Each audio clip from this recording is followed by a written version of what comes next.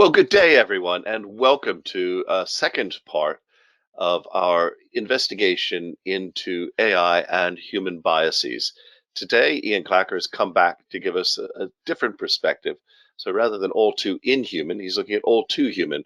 What are the behavioral finance biases in trustee decision making in pensions? And he's going to be presenting to us some really fascinating original research. For those of you who don't know me, I'm Michael Mainelli. I am the executive chairman of Zien Group, and it's my privilege to be able to run a number of these fantastic webinars we've been holding. Today's webinar is going to consist of me getting out of your way so you can get on to the expert, Iain Clacher.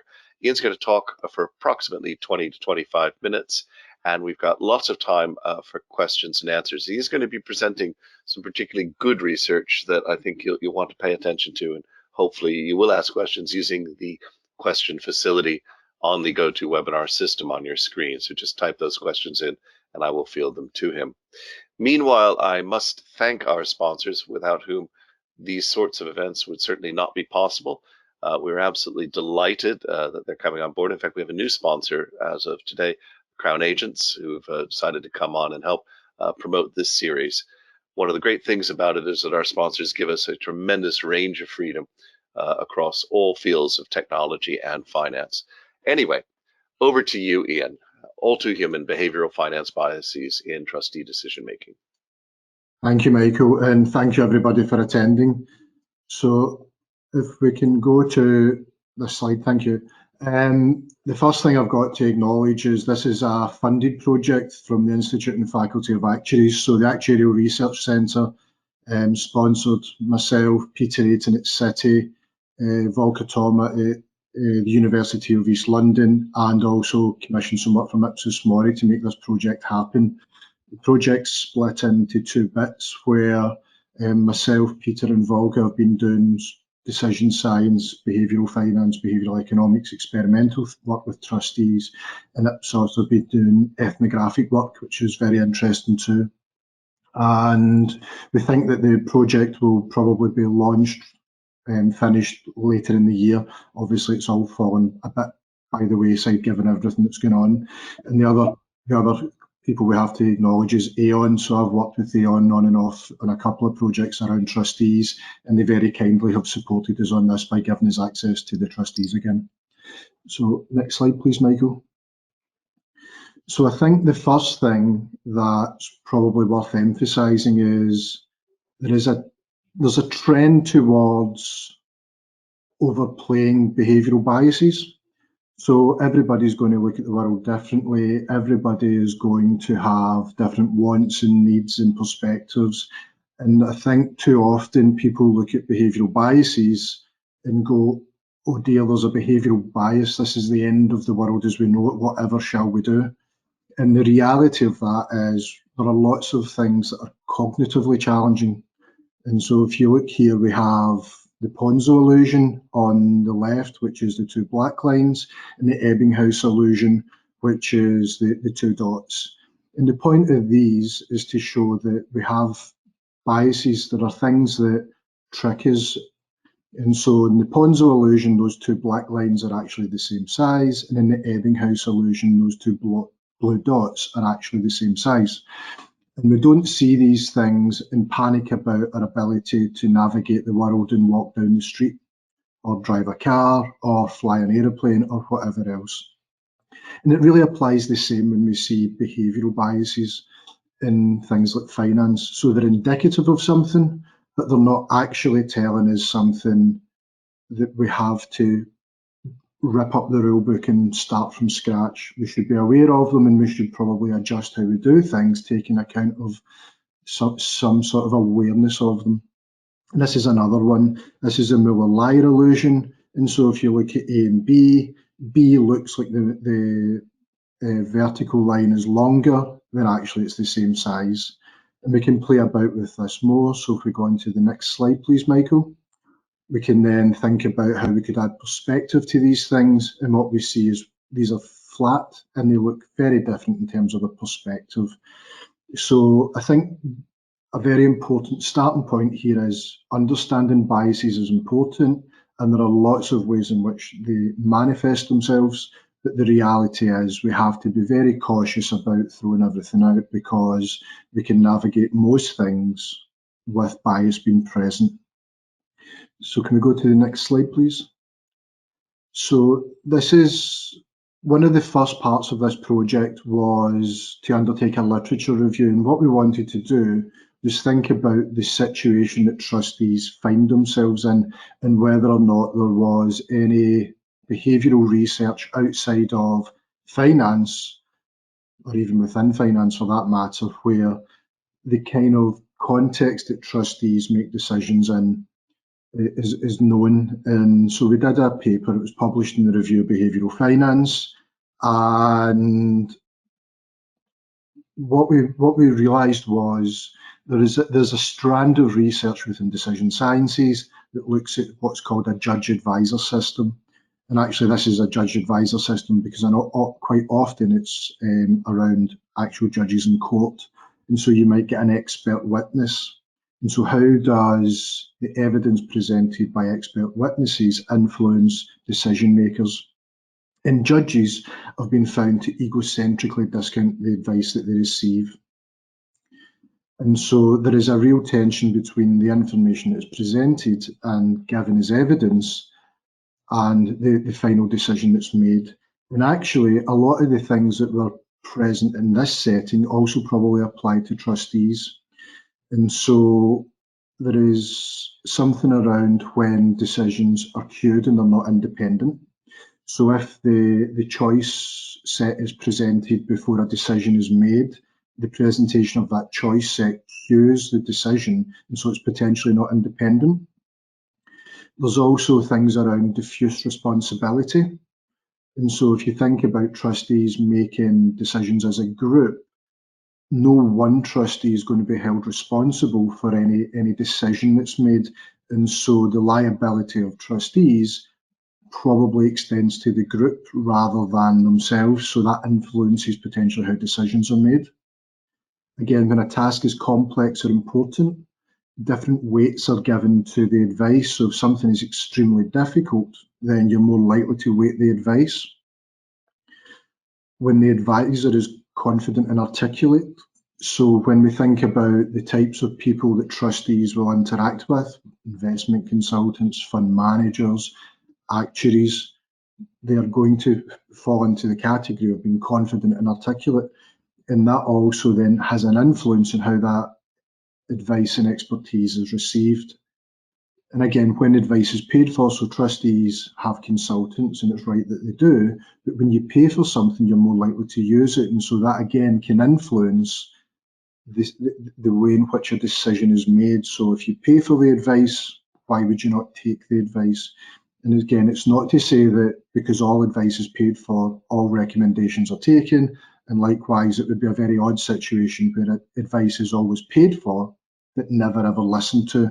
And so we have to be careful about understanding the context. Next slide, please, Michael.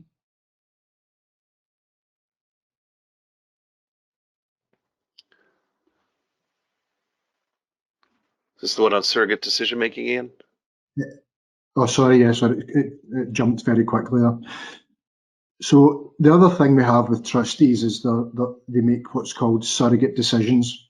And so with surrogate decisions, you're making decisions on behalf of someone else. So if you think about trustees, they have a fiduciary duty in terms of the running of the pension scheme, but they are making decisions on behalf of other people. And so what people want versus what you might give them are two different things. And so you can actually meet your fiduciary duty, but potentially not serve the people you're making decisions for well. Again, in decision science, then what we're looking at is a lot of this kind of research focuses on end-of-life care. So when you think about somebody and how they would maybe want to be treated towards the end of their life with regards to, say, something like life support, then I personally, I don't want to be kept going. I want to be let go of. That's quite a hard burden to place on people. And so one of the things that happens is quite often when in that situation, people start to think a little bit more about what they want rather than what the wants of the person. And they also start to think about social norms, and all these things naturally have an effect. So what we really find is people often focus more on what should I do rather than what would Iain do or would anybody else do. And you start to move away from the choices of that the individual might wish for and move something more closer to your wants and needs and what is viewed as being socially acceptable. If we extend that into the context of finance or pensions and trustees, if there is this difference between what trustees think they would want for a pension or what they think people should have for a pension, you could potentially then lead to more extreme situations in terms of risk taking or contributions, for example. Next slide, please, Michael. So this is new empirical research, and through Aon we've done a whole range of experiments, and we've got 208 trustees across all our experiments. So you'll see that if the numbers are reported in any of the tables, they will vary because that's our complete sample. Not all trustees have done all questions or all experiments. And there's on the slides there are findings from 3 experiments, and I'm going to tell you about a 4th one that we've added in recently and where we're going next with this towards the end. And one of the things about experimental research is it's not actually what happens. And so there's always a tension between trying to make something quick and easy to do, but also not abstracting too much reality from it such that it becomes invalid by definition. And so when we've put all these experiments out, we have tried to say to the trustees, imagine as a trustee of X, you're doing Y. So as a trustee of a DC pension scheme, you've got to think about the asset allocation of the default fund. As a trustee of a defined benefit pension scheme, you've got to think about whatever else, the asset allocation. And so it's trying to make sure the context is understood, but it's not so onerous that nobody completes the work. So if we look at these slides here, this is a sort of demographics that we have for our complete sample. So we've got 3 different groups. We've got member-nominated trustees, employer-nominated, and professional trustees. And if we look at the average age of a trustee, it's around 60 overall. About 15 to 20% of trustees, depending on the category, are female, so obviously dominated by men, and quite variable experience between, say, member-nominated and professional. Where we do have significant differences, and again, these aren't a surprise, is if we think member-nominated versus professional. So professional trustees are much more likely to have worked in finance. They are much more likely to have a professional qualification in finance, so it could be an actuary, CFA, chartered accountant, so on and so forth. They're much more likely to have investments of their own. And so we do see a significant difference between those groups. But when we think about what's expected for professionals, it's no surprise, and employer nominated falls in the middle. So next slide, please, Michael. So our first experiment was around naive diversification. Now, this is quite a well-known bias. So what we're looking at is people, when they're given investment choices, will spread their money not based upon the underlying investments, but based upon the number of options that are presented to them. So if I give you £100 in 2 funds, on average, we would see the money being split roughly 50-50 between those 2 funds, irrespective of what's underlying those investments. If we then give you 4 funds, you're more likely to have about 25% in each fund, again, irrespective of what is underlying those investments. So that can then create problems, because if we take the 4 funds that are balanced, we've got FTSE all-share companies, FTSE 100, and then we've got conventional gilts, so all conventional gilts over 15. If you allocate the money based upon the number of funds, then you're going to end up overweighting some of those investments, because the all-share companies also has FTSE 100 companies, so your asset allocation is potentially not going to be correct. Now, where this has been done before is with retail investors, in particular around their investment choices and things like 401k. To the best of our knowledge, it's never been looked at with more sophisticated professional investors, which is what we're looking at. Next slide, please, Michael. And what we find is, much like retail investors, trustees are influenced by the number of options that are presented to them. So what we see is trustees will allocate much more of their money to a smaller number of funds when a smaller number of funds are presented, and they'll allocate less of their money but across more funds when they're given more options. And this is irrespective of whether you're a member nominated trustee, an employer nominated trustee, or a professional trustee. So what we're saying is the options that are presented to trustees in general probably need to be thought about, because if we're giving people too many options, then there is a chance that on average money is probably going to be misallocated in some way. So can we go to the next one, please, Michael? The next thing we examined is framing in context. So what we're looking at is, if you ignore the label column, if you look at bonds and stocks, we're allocating the same amount to each one. So the first row is 100% bonds and no stocks. And if you go down to the bottom of each table, there are no bonds and there's 100% equities in each. And if you look at the scenarios that we're presenting in terms of worst case, average case, best case, they don't change irrespective of the table. So all of that information is fixed. What we do is we change the label so that conservative, moderate and aggressive appears at different points.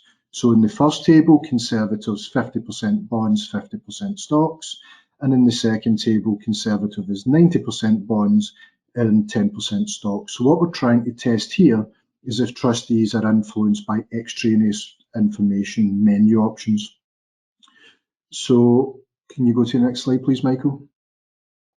And so what we're looking at is, when asked to make an investment choice, does that influence where you pick the asset allocation? And what we see is member nominated trustees were more influenced by the extraneous label, and they're more likely to go towards the fund moderate, even if that underlying fund isn't probably classified as moderate. So they're much more drawn towards the label of what is presented rather than the underlying data. Whereas when we looked at employer nominated and professional trustees, they were much more likely to select something that we would probably view as being a balanced fund. So the labelling didn't affect them in the same way. So what this is suggesting is we should really be cognizant of how information has been presented, given the different groups that we have when we're presenting it to them. And I think if you look back to the demographic characteristics, this seems more or less logical, given the experience we see in professional trustees and employer nominated around finance and financial services relative to member nominated trustees. Next slide, please. So the final experiment that I'm going to show you is around surrogate decision making. So we set out this scenario where we said the state pension is £7,200 a year, retirement is going to occur at 65, contributions for 45 years and a final salary of 60,000. And what we then said is, what is the appropriate level of pensions replacement income, excluding state pensions, for a DB pension scheme, for a DC pension scheme member, and for you. Now, what we're talking about in replacement rate is, if the final salary is 60,000, a replacement rate of 50% means your pension is going to be 30,000 a year. So what we would expect is, we would expect what you want to be different on average, given the sample size, from what you would think a DB member needs and probably what a DC member needs, but we wouldn't expect a gap between DB and DC. If we go into the next slide, please. What we actually see is there is a gap between what you think the replacement rate should be for DB and DC. In a purely economic scenario, what we're thinking about is saying, well, what does somebody need in retirement?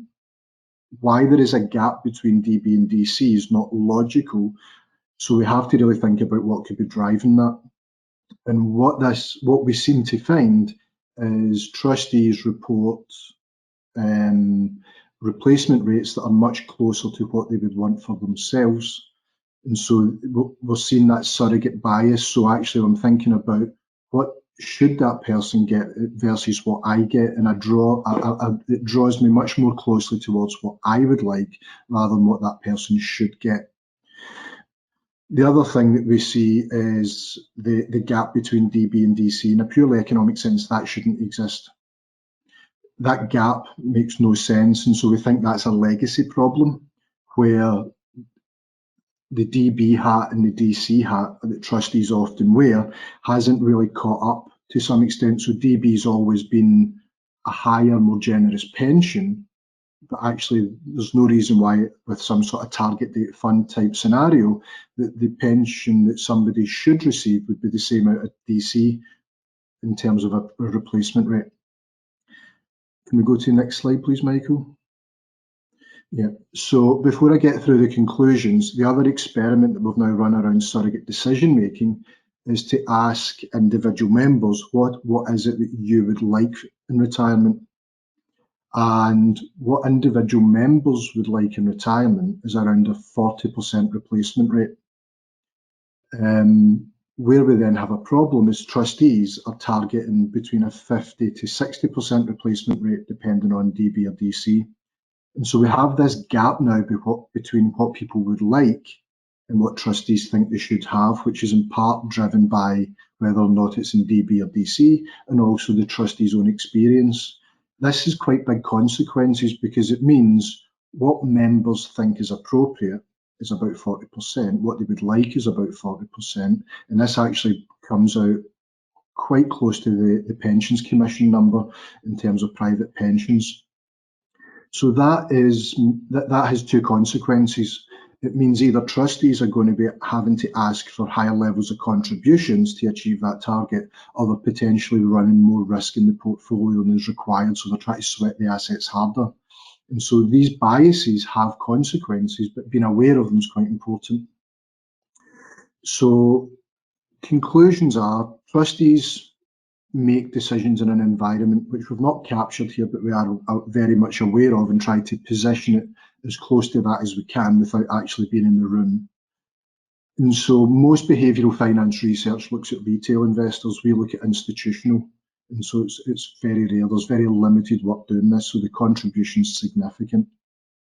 Trustees, like everybody else, aren't likely to be immune from decision biases, and we find that they're not. But having an awareness of this and thinking about it is really important in terms of how we think about training, how we think about representation in trustee boards, how we think about engaging with trustee boards if we are investment professionals, and potentially what it means for policy.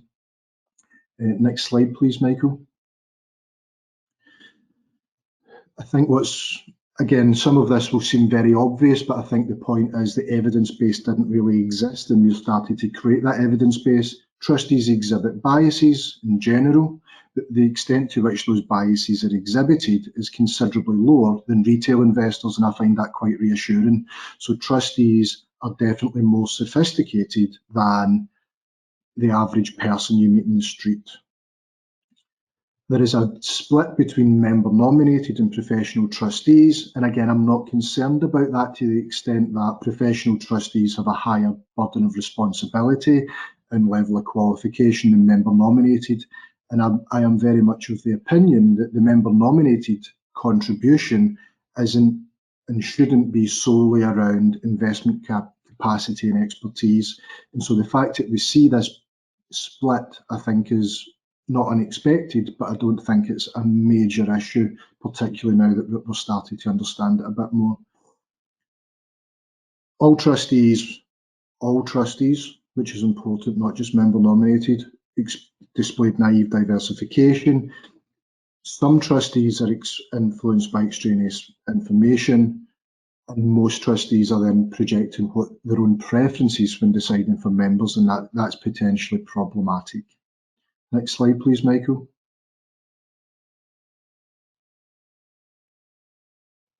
And that's us. So any questions would be very welcome at this stage. Well, this is fantastic, Iain. You have a very well-deserved reputation amongst our group for clarity of presentation and thoroughness, and also excellent timekeeping. We've got quite a few questions online, but folks, do keep them coming. Just to warm up a little bit, Iain, there was a question early on about the slide where you presented the judge's decision making. Could you just give an example of a queued situation? One of the listeners just like to understand that a bit better. You've got to make a decision about what bond fund that you're going to invest in, and I think this is the best fund. What you then have, so you've set an opinion out prior to somebody being able to express their own, so it's therefore not independent. Very good. No, that's helpful. I think it was just a very interesting point there about judge situations versus surrogate. Well, we've got quite a few here. Let me move into a couple. One of our overseas viewers would like to know: is independence as much a state of mind as an evidenced collective attribute of trustees? Very difficult to answer that because trustees make decisions in a group, and so the independence part is probably more complex because you have social dynamics within groups, and so it will very much depend on how the board operates. And so if you've got a very experienced board and you have a new trustee, they're less likely to speak up and go along with the group. If you have a dominating chair, then that can run the group essentially. And so it's not about debate and independent thought and contribution. Similarly, if you've got a very experienced advisor, then it becomes difficult to ignore some of what goes on. And so the independence bit becomes much greater. So while I think it is a state of mind, being an independent free thinker of sorts, it's very difficult to always exert that in every situation. Correct me if I'm wrong, but your research has been taking fairly well-known biases of individual investors and applying them to trustees, which is fascinating. How much is your research going to look at suggestions for improving that type of trustee decision making, or how much is it just going to stop at looking at the traditional set of biases in investment and trustees? Are you going to make proposals for reform? Yeah, so within the research, the surrogate decision making stuff is not common. To the best of our knowledge, that's never been done in any sort of financial setting, because it's quite rare that you would be able to access a group that's genuinely making decisions consciously on behalf of others in this way. So we have that split between existing things that we know about retail, like naive diversification, and something a bit new and different. In the final report, we do start to make some recommendations, but an awful lot of this has got to be caveated around training of trustees and setting out what biases exist. And once you're aware of your biases, it's much easier to then not fall foul of them. And again, I think it's quite important in the context of advisors that advisors are cognizant of these things, that they're aware that trustees aren't perfect.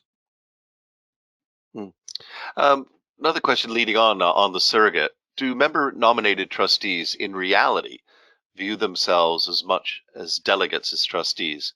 That's from Bob McDowell. I think from all the ethnographic work, everybody's very, very diligent, and I think they feel quite a responsibility. So this is the work that's been done by Ipsos as part of this project, and they have an affinity to the people in the pension fund because they're their co-workers quite often.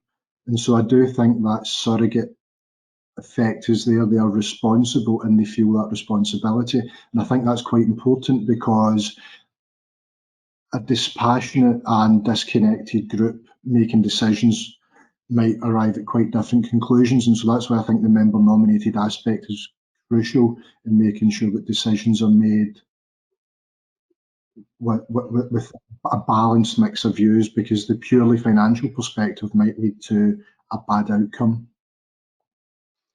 Andy Agathangelo, who heads up the Transparency Task Force, has a question here about how powerful is the role of training on trustee decision making, and to what extent is there a risk that the training trustees receive conditions their thinking and consequently their decision making, even if the training is not objective, neutral, or evidence based? I think training is very important, but we have to be very careful about the extent to which training can really shift things. So if you take the difference between member nominated trustees and the professional trustees, the professional trustees have training, but they also have maybe 20, 30, 40 years of experience as professional investors. And so there's one thing about education and there's another thing about repeated decision making. And so these people have been making decisions for a long time in financial services. So when it comes to making decisions, they are better equipped to prove that level of competence through professional qualifications and professional exams. Training is essential so that member nominated trustees and other trustees that are potentially not from a financial background can contribute. And so the idea of having zero training, I think, would be a massive step backwards. But training can only take us so far, but it can do an awful lot to move us forward in this context. Early on, when you were looking at the sample group, you commented on the low number of women involved in your sample. Is that because women didn't reply, or is that actually reflective of the number of women in the population of trustees? It's reflective of the number of women in the population of trustees. So trustees are largely, so I've done other work with Aon looking at other aspects of trustee decision making, and I think the average age of a trustee in our sample was about 56, and the 20% of trustees were women. So this is something that comes out time and again. There has been a shift. So Gordon Clark at Oxford had done some work looking at trustees probably about 15 years ago now, and it was about 10%. So there has been a shift in terms of the diversity, but probably not far enough. And the other area, the reason I say probably not, is age.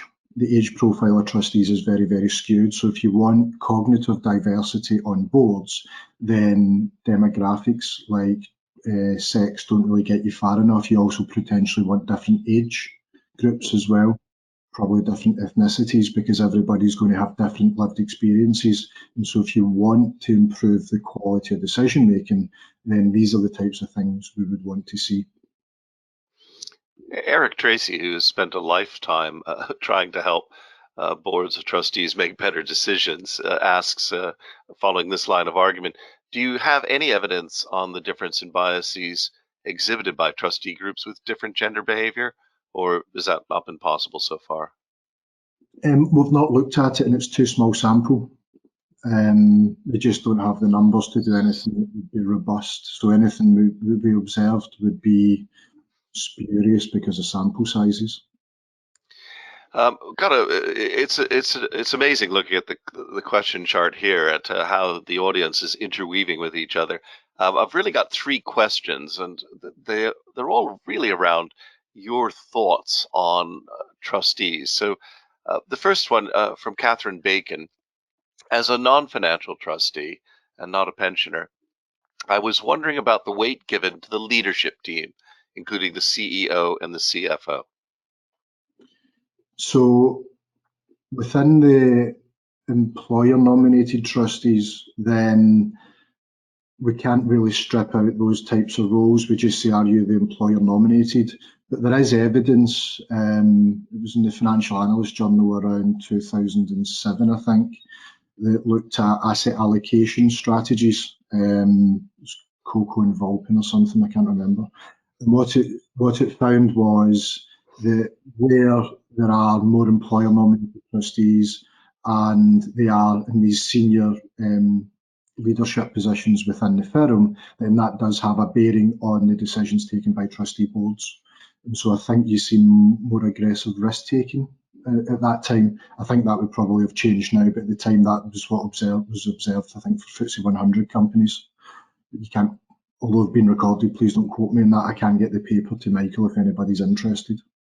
We would happily put it up and post it for sure. Which leads on to another bit. This is from Paul Williams. Again, do you think your research is indicating that it really emphasizes the need for good inclusive chairing skills?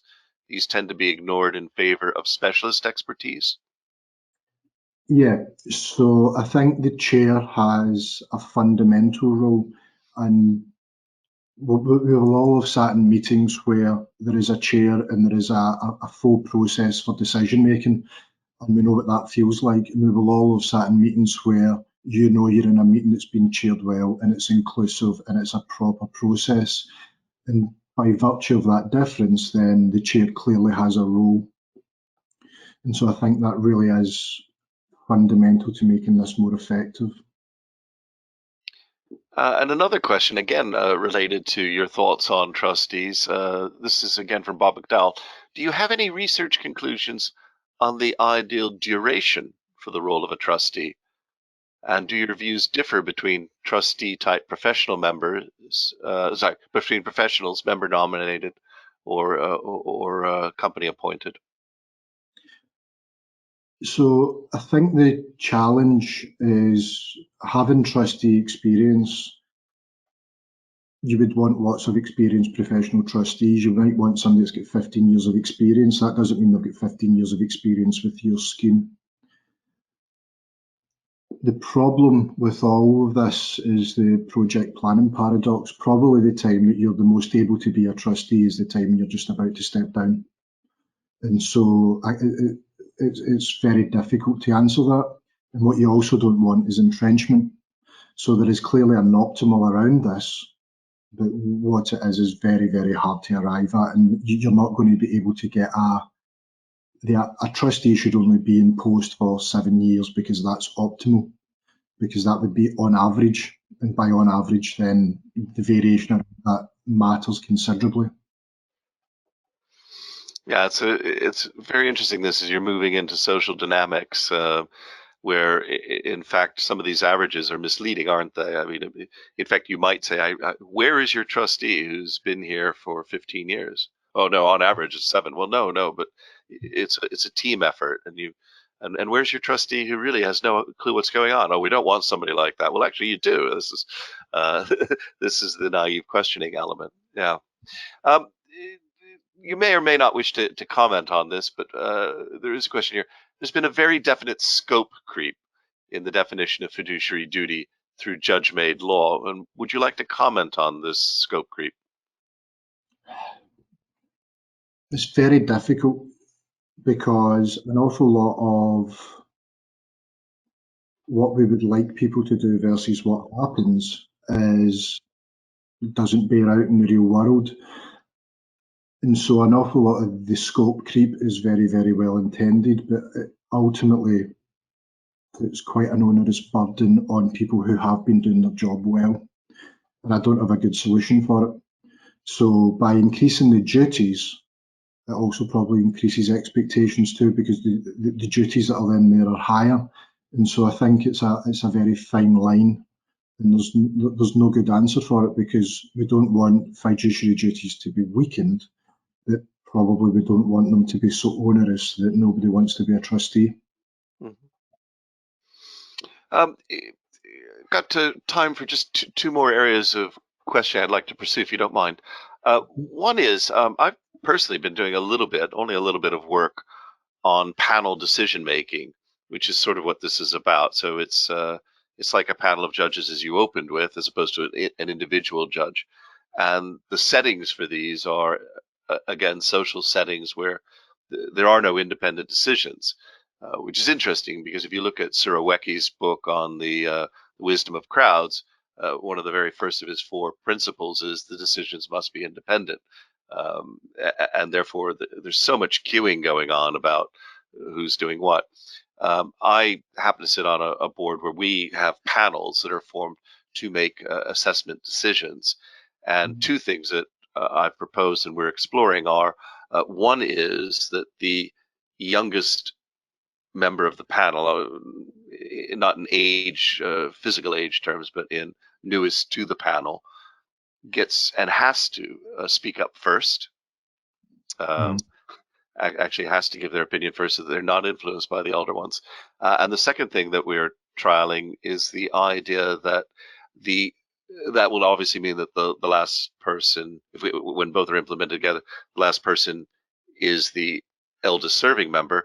The eldest serving member has to make a case against whatever the final decision is that's coming to them. So those are two little, they sound like tricks, but they do seem to influence the quality of, quality is a loaded word, but they do seem to influence the type of discussion that these panels are having. How much do you think your research could move perhaps at a later stage into that sort of suggestive area of what might be done? I've done a little bit of work already looking at group thinking trustee boards, and these are the sort of things that you would want to, so there's two things. These are the things you would want to happen, but everything's very time constrained.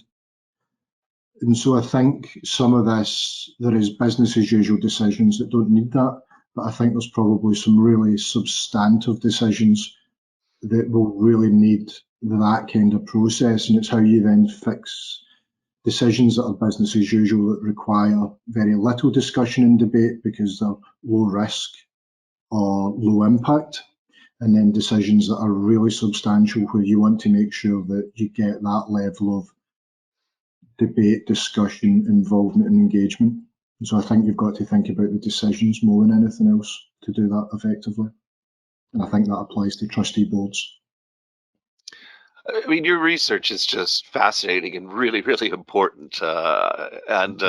In short, the way I look at it is that you're effectively taking all of this research about how small groups of people make panel type decisions, which is there, and exploring that in an interesting, important, and yet controlled setting of trusteeships. But you're also combining that with research that has been done for many years, dating back certainly to Tversky and Kahneman, but much earlier on, human cognitive biases. Many of us who've been in the field a while are just a little bit jaded, as we spoke in our warm up about, oh gosh, cognitive biases again. But they're crucial. I'm not denying it. What's the leading edge of research in that area? Because you're sort of at the juncture of these two fields.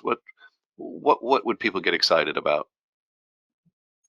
So I think the big criticism of research of this type is where it's experimental. So you give people very stylized situations, and then I think it's John Kay's description, you go, aha, decisions are poor.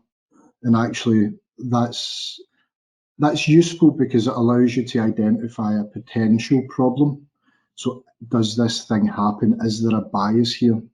But I think where the really interesting stuff now is when you've got research which is using data from the field, where you're removing that kind of stylized process, which allows the critique, well, that's not how it happens in the real world. So having identified really interesting potential sources of bias, it's to now find ways in which we can test them, not in the laboratory. And I think that's where all the innovation is really coming now. Yeah, I think that's good. Just sort of a closing comment / question from Christopher Gleedle. We are out of time in a second. But how much does culture influence who would become a trustee, and how does culture influence decision making? I'm sure that's in your area, but I wouldn't mind if you commented on that. Also, a rich field that seems to have plateaued since the days of Hofstadter or help me, Trumpenaar and Van Outen, but it seems to be coming back, particularly in this highly globalized world, in the sense of highly globalized interaction. It's fundamental. It's something that we can't really do anything about in the type of research we're doing here. But if you're looking at how do trustees make decisions, and you to take this to Australia, I would want very different results because the system's different. I would expect different results because the system's different. And so I think there is a fundamental core in terms of experimental designs or frames of analysis and so on and so forth, that always has to then be adjusted or interpreted within the context in which it's happening. And culture, when it comes to things like decisions or group decisions, is going to be hugely important to making sure that the conclusions drawn are appropriate and correct. And You're always welcome here, as you know, Ian. But when should we ask you back on this particular piece of research? When is the right time to see what the real conclusions are? Mm, all going well, sort of Q4 of this year. We're Fantastic. hoping to get We'll call everything that a done. date. Oh, that sounds great. Well, just before we close, if I might, I just want to, again, if I could, thank our sponsors. I'm also delighted to see Aon's immense support for you. I've always been a bit of an admirer of Aon, and glad to see that they're taking this kind of deep research quite seriously, and it looks very fascinating and interesting. I want to remind the audience that there are many webinars coming up, not least tomorrow. We'll be looking at a well-named Banks' Blunders and Lessons Learned, Misadventures in a Data-Driven World and How to Solve Them, by one of the FS Club sponsors, no less. And next week, we'll be turning to another insurance topic with Alistair Milne, whom I think you know quite well, Ian, from Loughborough University. Is going to be talking about insuring the next pandemic. Who wants to do that? So a lot of things coming forward, and we look forward to seeing everybody both this week and after the bank holiday Monday. But Ian, it falls to me sadly in this day and age, I have to say a virtual thank you from on behalf of the audience. So thank you very, very much for that. We've been really delighted, and we will take you up on having you back to talk to us further about what the research wound up with at the very end.